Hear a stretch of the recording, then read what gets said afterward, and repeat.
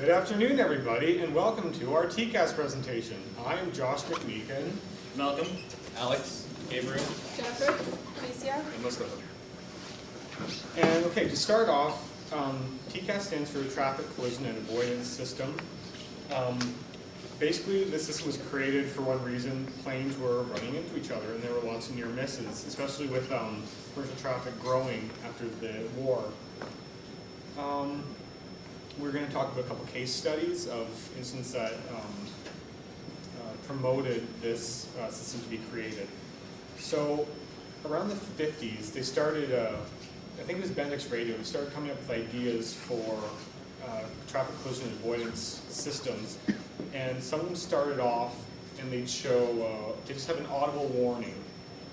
And it would say something like, oh, there's traffic out there, good luck, go find them. And that wasn't really helpful, although it did show that there was traffic. The pilot still had to look out and try and avoid the other aircraft. Then it evolved into another system where it would give a bearing of the traffic relative to the aircraft that was receiving the signal. And these systems, they operate off of missed distance, and that was basically the closest that the aircraft could come to each other and still just miss each other. And then later on, these systems developed into the TCAS that we have today. This one operates off of tau, though, so that is it's based off of time rather than distance, and it basically it's the derivation of range divided by range rate, and they get this information by sending a split signal from the transponder of the airplane. One signal is sent out from the aircraft towards any other aircraft's receiving antenna, and the other one is sent towards the ground to get the speed of the airplane. And then, so TCAS today, you can see these are displayed on the the navigational display, the horizontal situation indicator, and the VSI as well.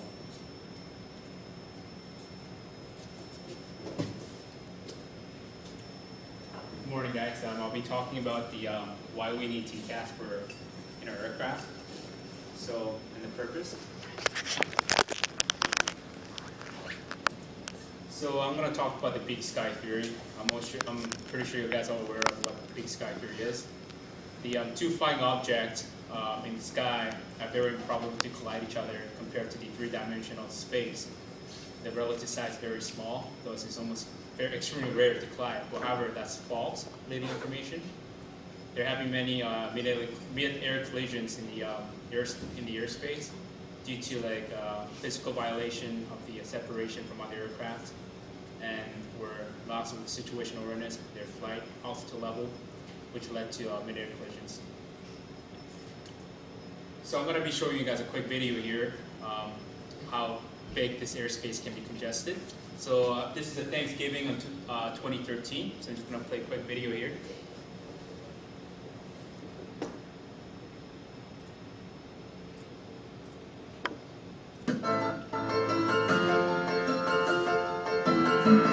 Here's the video, time passes by, Thanksgiving in the US. You see how many aircraft are actually being flown in the air. And this would cause a likely chance of airplane colliding if you don't follow the actual separation. So anyways, I'm pretty sure you get the point, so I'm just going to skip the video now.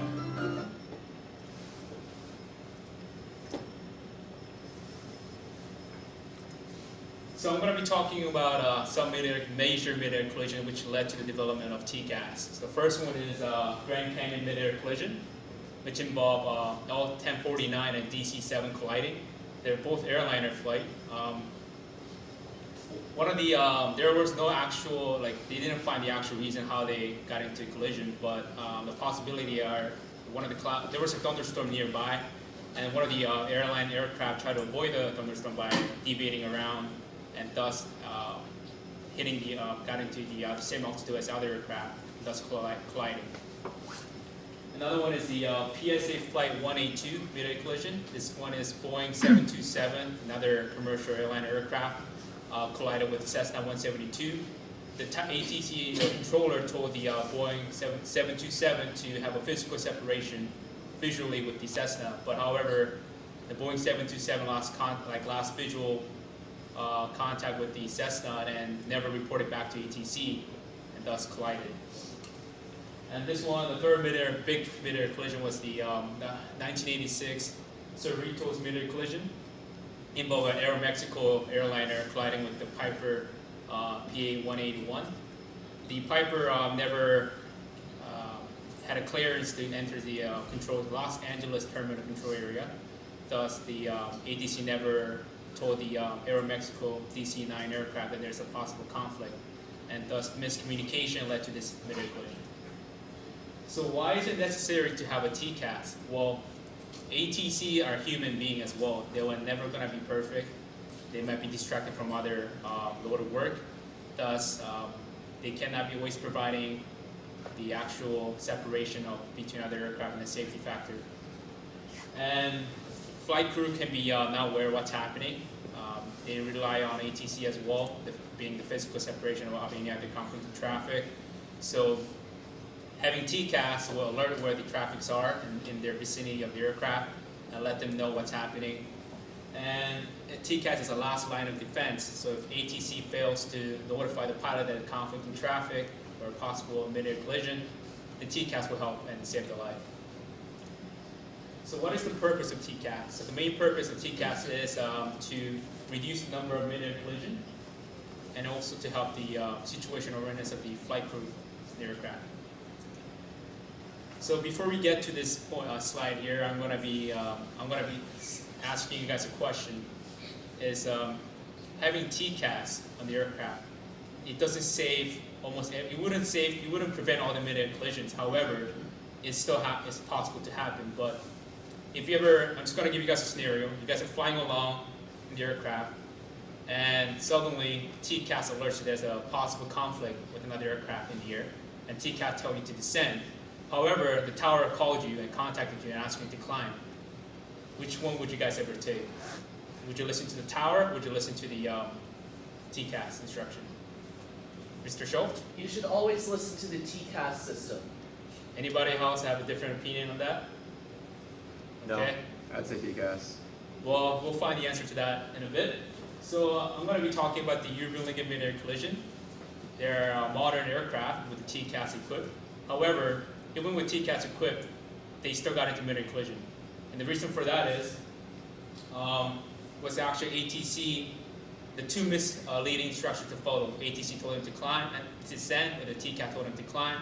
So the pilot were not sure which one to follow. So I'm just going to quickly show a video of that scenario of the aircraft that actually happened in July 1st in 2002. And so TCAS will not always help you prevent getting mid-air collision. It's still possible to happen.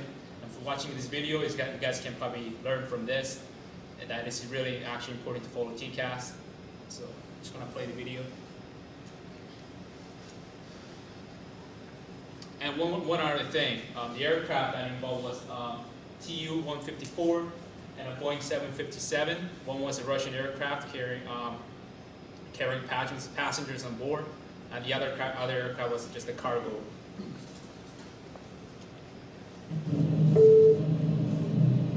Look at that. Now, for the first time, the Russian pilots can see the DHL plane on the screen of their TCAS anti-collision computer. Now you see the aircraft coming But close. Peter Nielsen is still focused on getting the Aeroloid flight safely down. Aeroloid 1135. Airload 1135, go ahead, sir. Yeah, I lost my connection to Friedrichshafen Airport. Could you please call them on your second set, 124.35. Tell them you're coming in ILS 24 with 20 miles an hour? Okay, will do. Thank you. Okay, taking over. On the DHL cargo plane, the crew is relaxed. They don't know they're on a collision course. Their TCAS hasn't sounded a warning yet. Stuff I can get you? The first officer goes to the washroom. On the Russian plane, the pilots are getting concerned. The other plane is getting closer and closer, but they're not exactly sure whether he's on the same altitude as them. He's going below us. Fly below. 500, no, 100 meters. Traffic. That means you're 300 feet below. traffic. Traffic. TCAS, the collision avoidance computer, is warning the Russian pilots that the other plane is getting too close for comfort. At the same moment, the TCAS in the DHL cockpit detects the Russian plane. Descend.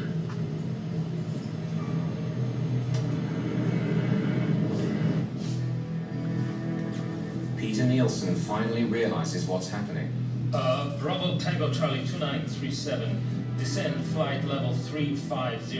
Expedite, I have crossing traffic. Descend. Captain Gross disengages the autopilot and starts to descend. Climb. TCAS is telling them to climb. The controller is telling them to descend. It says climb. He is guiding us down. Bravo Descend? Tango Charlie 2937, descend level 350, expedite descent. Expedite descent level 350.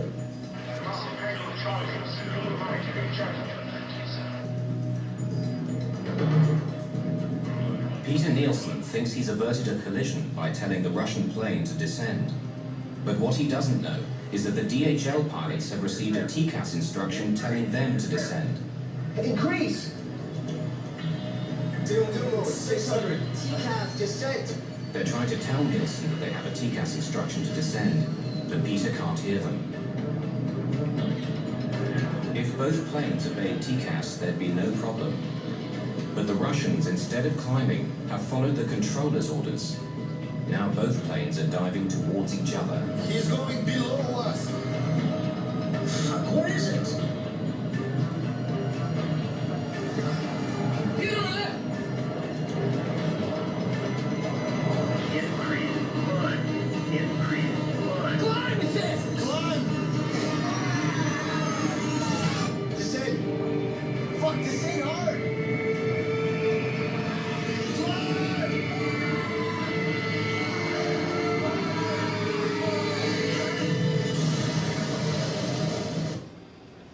So as you can see, both aircraft listened to the TCAS. The mid-air collision could have been avoided. However, the tower controller were distracted from other load of work. There was a missing another controller during that time period. So he was working two works at the same time, and thus took it way too long enough to figure out what's happening. And he lost the situational awareness and failed to notify the two aircraft that there might be in a possible conflict. So the lesson learned from this is that we should listen to TCAS. And the aftermath, the regulation now forced that we should all listen to TCAS over what the ATC tells you. And in Western pilots, they were told much before that you should follow the TCAS. But however, in Russian pilots, they were not trained to follow the TCAS. They were not completely aware, and they are more strongly believe that humans can tell better than what machine and robots can. And they decided to go with what the tower told them to. So, just skip to the next. Here, I'm going to be talking about the traffic advisory and resolution advisory as well. So, in order to issue a traffic advisory or resolution advisory, the intruding aircraft must get into the airspace, the control vicinity of the aircraft. It's measured with TAL area, or also DMOD area. And TAL area is not measured in distance, it's actually measured by time. So this distance divided by the time of the closure point of approach, where and there's an error with the TAL area as well, where if there's very slow closure rate, the aircraft can still gonna be flying with very slow closure rate, but not able to alert the traffic advisory. Thus, they're gonna get into mid-air collision. But however, to compensate for that error, there's something called DMOD, which stands for distance modification. It's actually a physical separation, like a distance, like a controlled area of the aircraft. So I'm just going to be talking what's happening in this picture. You're cruising at 1,500 feet. You're right here, cruising at 1,500 feet, and you see aircraft number 2 right here coming, and it's possible conflict. So there's going to be a traffic advisory, and this is being, they're going to be breaching through the tall area of this aircraft. So what's happening is it's a closer point of approach. As the aircraft coming towards the closest point of approach, there's this time, it's not measured by distance, measured by time, so it's like 45 seconds, there'll be a traffic advisory issued, alerting the aircraft, or you flying along, it's going to alert you. Whereas 30 seconds is going to give you a resolution advisory. I'm going to get in detail what they really are. And there's one here, it's much faster closure rate, traveling much faster. And same case for where the tall area is going to be issued at 45 seconds and 30 seconds. And where in number 4, this aircraft right here is actually so slow, the closure rate is so slow that it's not going to issue traffic advisory or any resolution advisory. So there's the triggered by the DMOD area, distance modification, the actual distance control space around the aircraft. So I'm going to be talking about what traffic advisory is. It's issued by TCAS 1 and TCAS 2 types, and it's the first indication to the pilot what's happening about mid-air, or what's happening around you in the mid-air collision is about to happen. And it's issued by threshold by tall values, and it's with DMOD. On this picture, you have the intruder aircraft right here, and it's 900 feet below you.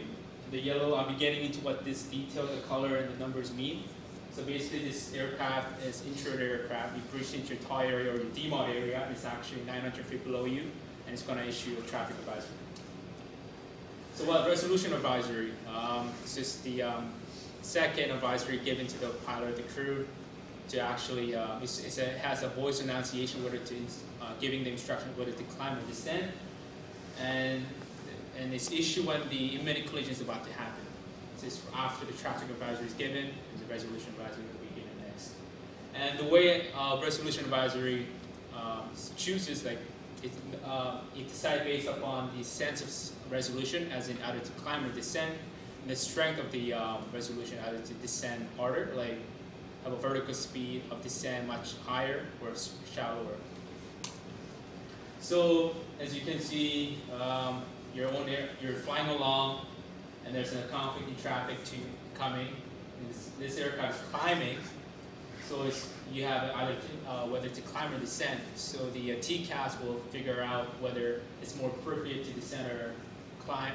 They're trying to look for the maximum vertical separation between two aircraft, and also take another factor as well, whether it's going to ask you whether the resolution, the announcement, whether climbing or descending, whether it's going to cross over the path of the other aircraft. You'd rather not want to cross over path, but as long as there's minimum separation, it's going to take that over maximum separation and crossing over the path of the other aircraft. So strength of sense, so meaning what's the descent rate or what's the climb rate you want to prefer to have. TCAS will try to choose the smallest rate of change. Well, it depends on different scenarios, situation as well.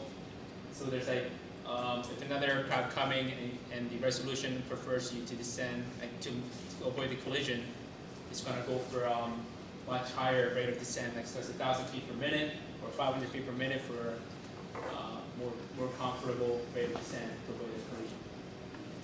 So there are going to be like changes to your resolution advisory. When it's given, it's going to tell you to climb. But when you're climbing, TCAS might change what it was before, saying ask you to increase climb. So meaning it's not going to avoid the mid-air collision by climbing. So it's going to ask you to climb at a faster rate, such that at a higher rate, such that to avoid it. So there's also reversal as well. If the aircraft the conflicting aircraft happens to do another maneuver such that there's still gonna be conflict of mid-air collision, it's gonna do the opposite. Whether it was ask you to climb, but the climbing is gonna get into another mid-air collision, it's gonna ask you to descend. And before we get to this, the symbols and the signs, what you see in TCAS system. When both aircraft detects both aircraft being a threat simultaneously, with the mode S transponder that has a low numerical mode S address, that has the priority, where the higher number of mode S will take the reversal, like the opposite sense of the given instructions. So this is the typical TCAS monitor you'll see in the aircraft. And the first one is a non-thread, where there's nothing filled inside the diamond. And this one saying is actually at 3,000 feet above you and actually descending down towards you. So it's not going to be a threat.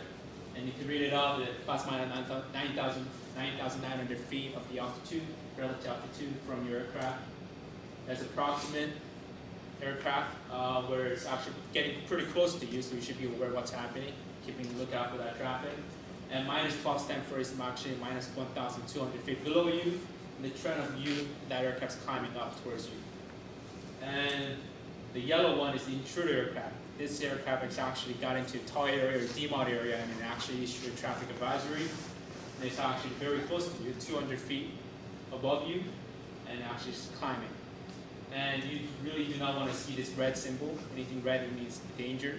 Of course, this aircraft will be getting into conflict and the resolution advisory will be issued to avoid the traffic.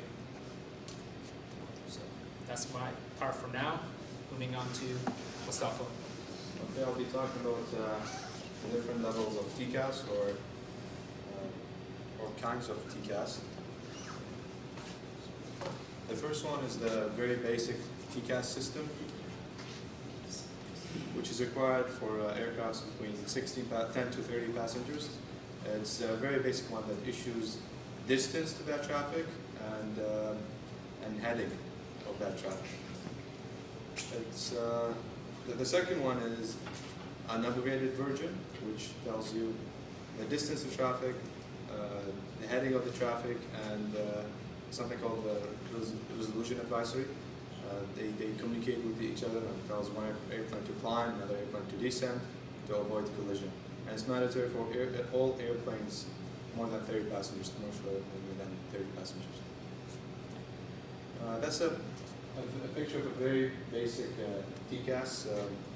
Gabriel went over it briefly, in details. In more complicated airplanes, weather could be emerging there, and other factors in one screen. The third type of TCAS it didn't make it into market, but they were working on it. It does not only, the idea was it does not only provide vertical separation, but also horizontal separation as well. And it did not make it into market because the equipments on the airplanes, the equipments, the audio equipment in the airplanes are not accurate enough to create a separation in the horizontal direction. So it did not make it into market. The last kind of TCAS is TCAS 4. It uses information from transponder and mode S to be more accurate. And it also did not make it into market because by that time cheaper devices such as ADSB and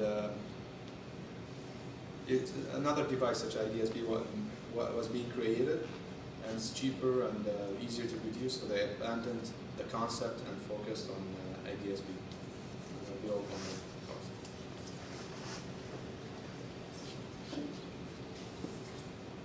Okay, I'm going to be talking about the priority levels of TCAS. So we have different types of advisories for this TCAS, and there's other systems that override TCAS, such as the wind shear detection system, the ground proximity system, and then we have the resolution advisories. The wind shear, just a brief on the wind shear detection system is that it's fitted to all airplanes so that they can detect wind shear conditions in case of visually and orally, and then you use radio frequencies to measure the wind shear. Short wavelength ones indicate headwinds, and long wavelength indicates tailwinds. And the other systems that the aircraft uses to measure how these wind shears happen is through infrared systems, which measure the temperature in front of the aircraft, and then a LiDAR system, or they call it light detecting and ranging, used for measuring the reflections of aerosols and dust. Then there's ground proximity warning systems. This is also priority compared to TCAS, because if you're going near a mountain and you're going to collide to a mountain, if a TCAS tells you to descend, then you wouldn't want to descend because you're just going to do a CFIT.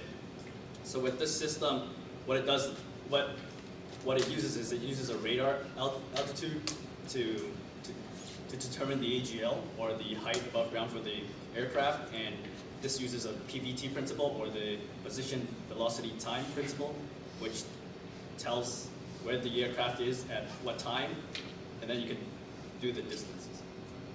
And without the system, on average, accidents was 3.5 per year, and then after that it was flawless. Of course, not including system failures such as it randomly turning off. And then we have the TCAS traffic advisory and resolution advisory. So we have resolution advisory, which is more of a priority than traffic advisory, because traffic advisory only tells you what is around you, but resolution advisory tells you what to do in the vertical plane. So it either tells you to descend or climb, like Gabriel and Mustafa said.